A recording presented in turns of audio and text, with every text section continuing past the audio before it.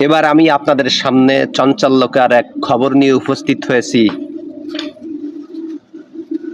5 তারিখের আন্দোলনে নিহত হয়েছে এই মর্মে কুলসুম বেগম নামের এক মহিলা একটি হত্যা মামলা দায়ের করেছিল। মামলায় উল্লেখ করেছিল তার স্বামী আলামিন 5 তারিখ আন্দোলনে নিহত হয়েছে। জননেত্রী শেখ হাসিনা সহ অনেকের বিরুদ্ধে মামলা করেছিল। সত্য কখনো চাপা থাকে না। অবশেষে আলামিন সে সংবাদ পেয়ে গতকাল সিলেটের দক্ষিণ সুরমা থানায় আত্মসমর্পণ করেছে। জানা গেছে এই মহিলা এই হত্যা মামলা রুজু করে ইতিমধ্যে অনেকের কাছ থেকে অর্থ হাতিয়ে নেওয়া শুরু করেছিল, মামলা থেকে অব্যাহতি দেবে সেই মর্মে। তো যখন আলামিন এ খবর পেল, আলামিন অতি দ্রুত কাল বিলম্ব না করে থানায় নিজেকে আত্মসমর্পণ করলো।